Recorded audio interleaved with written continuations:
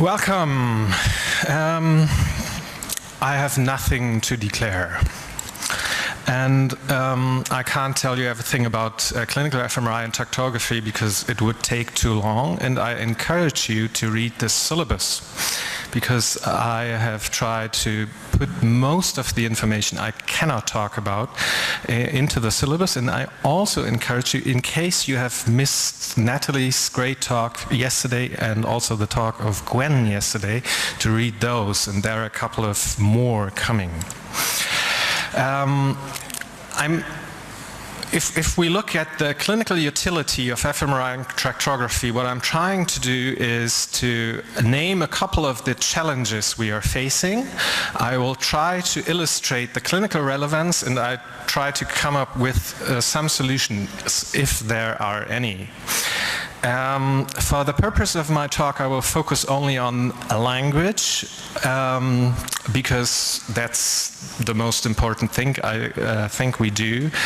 The reasons for that are also in the syllabus, and so I will talk about fMRI mapping and diffusion tractography with modeling of crossing fibers of the language system. And I will use some cases to illustrate my points, and the two indications that we have for mapping language functions and fibers are either assessing the interhemispheric language dominance, or what's called the language lateralization prior to epilepsy surgery, or the pre-surgical planning and intraoperative neuronavigation for the resection of intraaxial lesions. So intraaxial means the lesion is in the brain parenchyma. There's no point of mapping or tracking if the lesion is not in the brain parenchyma. So if you have a meningioma, it's extraaxial. So we're basically talking about brain tumors or other lesions that sit in the parenchyma. The first challenge actually starts before you hit the scanner. So what you need to do is you must detect the lesion if there is any, and you should you should make up your mind about the location of these lesions with respect to the known language networks. And language has the problem, and that's why we are trying to mapping it, that by just looking at the brain anatomically, we can't tell where language sits. This is what's called relative localization, a term proposed by Exner. And I'm showing you here a summary of the most relevant cortical areas that are implied in language. And in the next slide, I'm showing you the fiber pathways that dissociate into dorsal fiber pathway, which is largely the arcuate fasciculus. You see it here in just a depiction by Meinert. And the ventral pathway, which is largely composed of the inferior fronto-occipital fasciculus. And when you compare that to the diffusion tractography, you see that these fibers match actually very well, which what we can extract by diffusion tractography. But you also see that the distinction of a couple of these fibers is pretty arbitrary. For example, if you look at the uncinate fasciculus, you can't really distinguish it, or it is a continuum that builds up with the inferior fronto-occipital fasciculus. And that is a problem, because the tractography usually start by defining seeds and targets. So you dissect by some anatomical priors from where you go where. Then the next important thing is to see the patient before you scan him. You should detect even subtle deficits of the patient in his neuropsychological performance, so in the language domain. Why do you want to do that? Well, if the patient cannot perform the task you're giving the patient, you should not be astonished that you're not getting any activation. On the other hand, if you are able to elicit some minor neuropsychological deficit, for example, consisting of repeating non-words, then this might give you a clue how you best challenge the patient and what is the function that is most in danger. And then you need to select the best paradigm. And why do you have to do that? Well, because the activations you get will vary largely by the paradigm you use. Here you see the same patient mapped twice. On the left side, you see a visual mapping by reading non-final embedded clause sentences, and on the right side, you see an auditory mapping where the patient was asked to silently generate the names of words that were auditorily described. So see how large, how different these maps are. So if this is the case, you can say we stop here. No way of doing this, because if our maps differ that much, we don't even can start. Well, I told you first, detect the lesion. Does anyone, if you see the lesion? The lesion is here. It's a AVM, a sulcal AVM, and it is on the right side of the brain. Why would we want to map this patient? Well, it was a left-hander, and we were thinking that this may be in conflict what is called Wernicke's or the Geschwind territory or the transition of it.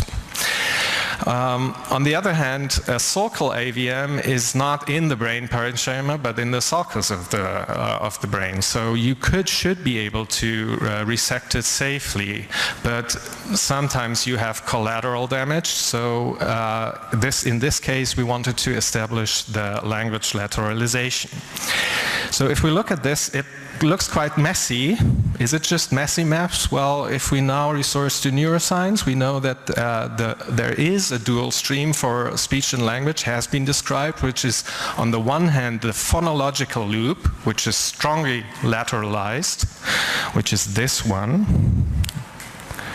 And these more semantic loop, which is much less lateralized and goes on the inferior temporal lobe to the frontal lobe, along with the inferior fronto-occipital fasciculus.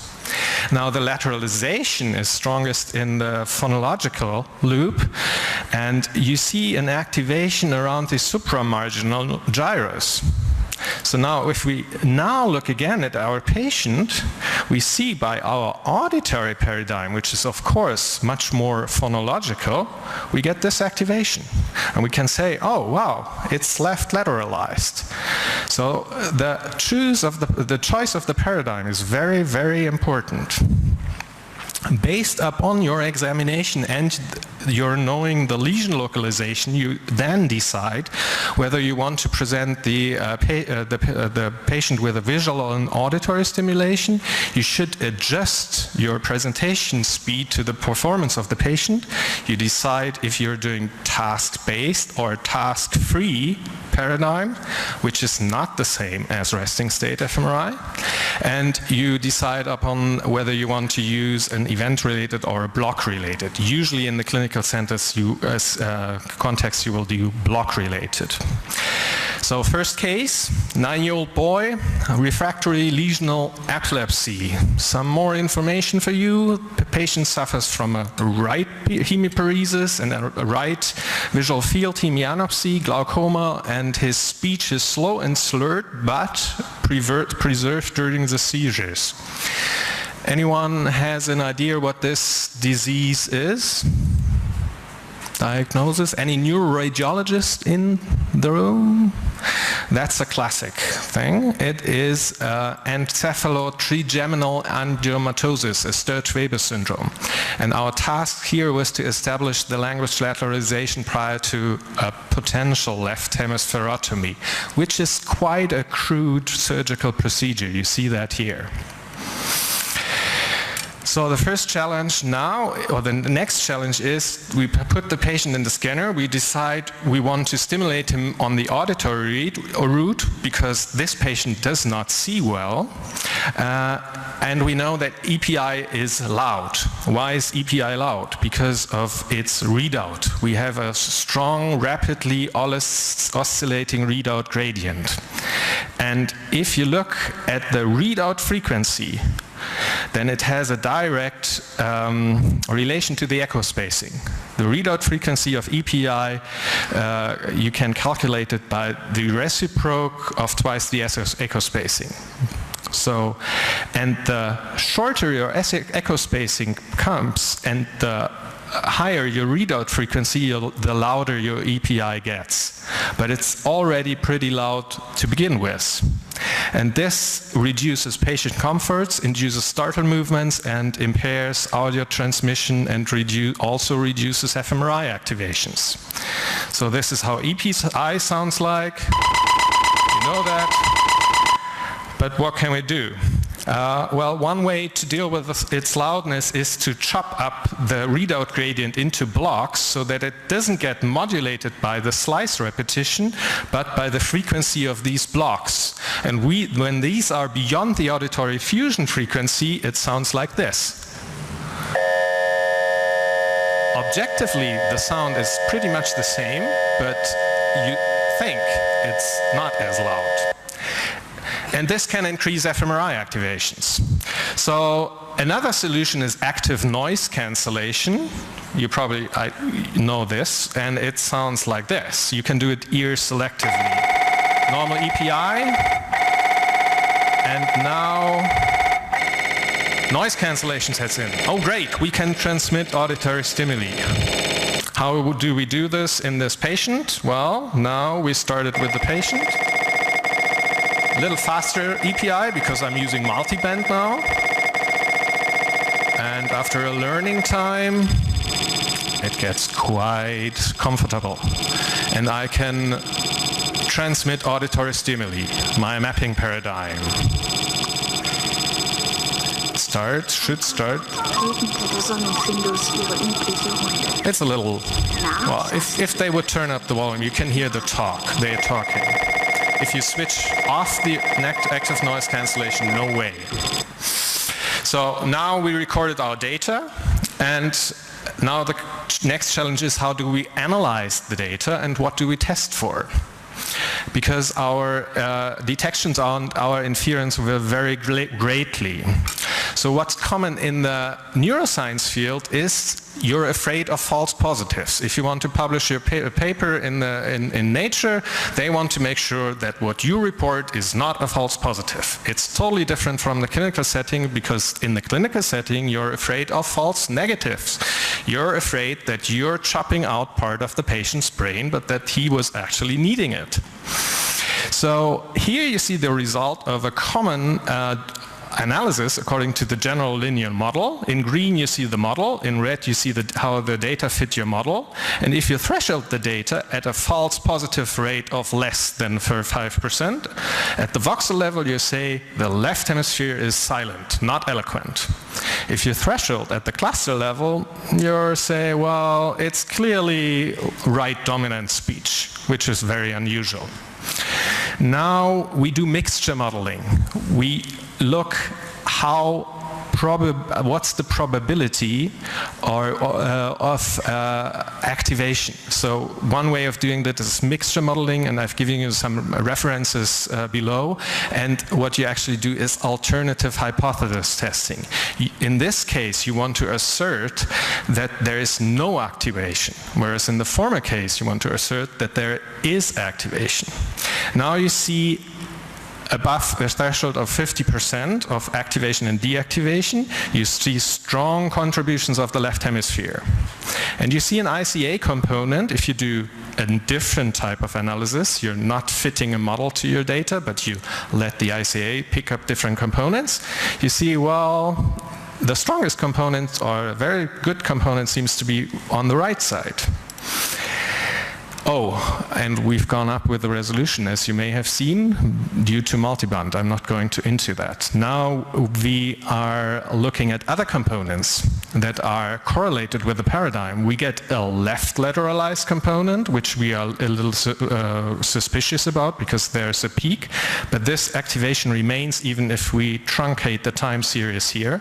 And we get another component which matches very well to the assumptions of the posterior supratemporal gyrus and the inferior parietal lobe that runs very well with the paradigm. And we get further activations correlated with the paradigm, significantly correlated with the paradigm in the lower precentral gyrus. So our conclusion is the left hemisphere is not silent. The left lower precentral gyrus is probably eloquent. But we don't know if the patient needs this activation to speak or not. And the data-driven analysis also gives us the opportunity to look at other networks that are not correlated with the paradigm and that we know from the resting state networks. Of course, this is not resting state. We see a strong activation in the, on the right side in the sensorimotor network. But we also see some other activation in, which looks like neuronal activation on the left side. We don't see any visual activation in the left visual cortex because, well, that cortex is ruined by the calcified encephalo-trigeminal PL angioma. Some people think that you could actually do speech and language fMRI by resting state fMRI. I don't think so, because you need the paradigm. And what people actually do there is they generate a template, for example, based on right-handed people, and if they correlate that with the data for resting state data, you can never be sure that, that this is indeed speech, what you're seeing. So I think this would be flawed. But what we did is task-free, stimulation-based fMRI on our patient. We also tracked the relevant fiber systems, pyramidal tract, the arcuate fasciculus and the inferior frontal occipital fasciculus, and you can see that the arcuate is pretty much ruined in this patient, while the inferior frontal fasciculus is preserved. So what we could do possibly in this patient is a modified left hemispherotomy to preserve the inferior frontal occipital fasciculus. So now the super challenge, which blobs and tracts are dispensable or indispensable, and how far do they extend? The clinical relevance of this is, well, our clinical decisions will vary. And the solution, I'm sorry, there's none. But maybe there's hope. This is a companion case of also a patient with an epilepsy. We did auditory-based mapping on this patient, and you can see that you have two components in the fMRI activation. One that is strongly right lateralized and one that is bilateral. And the right lateralized component is probably the dorsal stream. And you can see that the anterior segment of the arcuate fasciculus is hypoplastic in this patient, and that the connectivity of the arcuate, if you look at the surface of the brain, matches well with the activations. So in this case, I would be pretty confident that this patient has right brain dominant speech for the phonological loop. We would go ahead with the invasive electrocorticography. We actually didn't in this case because it turned out to be a genetic epilepsy, and you don't operate on these. Okay, my time is running out. Another challenge is that EPI suffers from local signal loss. So one thing you need to make sure is that your lesion is actually covered by your analysis mask. This sounds trivial, but many people don't. And if you have such a prominent signal loss, you should not wonder that you cannot, if you have no signal, you can get no activation and you cannot extract fibers. And this is a Cavernomer example, and here you see the signal course of the fMRI for a cortical area not affected by the signal loss, and the signal of the diffusion-weighted images. The peaks here are the B0 images, which are reshuffled so that I make you wonder if this is fMRI too. And here you look at the same in the signal loss. If you compare that, it's reduced by a factor of 10 or more. Flat line. almost flat line, close to 0 in the diffusion. Another problem is that there's negative bold, or at least potentially there could be negative bold, but you pick this up if you test bidirectionally in your analysis. So look at the deactivations. And another problem is that for the fiber tracking, the perifocal edema may hide the fibers. You may not be able to track in perifocal edema, but the deterministic tractography is more susceptible to that. So I did want to talk about distortions as well. This is a patient with a metal on his brain here, Ommaya reservoir, and you see how profound these distortions is, but there are methods around to correct for these distortions, which you see here, top up, written by Jesper Anres and from the FinRep. And also signal loss in gradient echo API. You see, because of the signal loss in the temporal lobe, the registration of your EPI, which is this one, and the contours are your structural scan is shifted upwards. And if you then look at the activations, your structure scan is shifted upwards relative to the EPI, and then your activation look like they are lying on the cortex in the tumor. So you could not resect the tumor completely. But if you do, so you think there's intratumoral activation. But if you do the boundary-based registration, you can tell that this was due to poor alignment of your EPI scans with the structural. And you need to transfer your data into the operating theater. And you can do that, and you can do it along with the fibers and the activations. Sometimes it's very hard to get them colored, so I use to just leave them black and white. And in this patient, actually, the resection was not limited by the cortical areas, but by the fibers. Because it was lying in the what's called temporoparietal fiber intersection area, which has been studied by Martino. And what they show here, interestingly, is not intersected fibers, but layers of fibers, while the old anatomical books show the fiber intersections. And they said this is the horizontal part of the arcuate, which is clearly not true, because it runs vertically. And this was Wernicke's perpendicular fasciculus, and that fasciculus has a role in reading. So which deficit would you expect? Well, it's rather the ventral stream, so the patient may have postoperatively semantic problems. He could not tell what it means if you no ands, if or buts. But at the same time, he lost his ability to read. So when he woke up from surgery, he would lie in his bed and he would get an SMS message from his friends saying, "How are you?" And he could not read it, but he could still write. He could still write and type, "I don't know who's writing me, but I'm fine." And this is something that has been described before, and I actually predicted that this is going to happen, because it was the outermost fiber layer that's going to be affected by the surgery. The patient recovered after a couple of months. So, final words, patient condition matters. In epilepsy surgery, patients with no pre-surgical deficits, our brain pathology are at the highest risk to develop one. And in tumor surgery, it's the other way around. Patients with no pre-surgical deficits and small pathologies tend to fare best.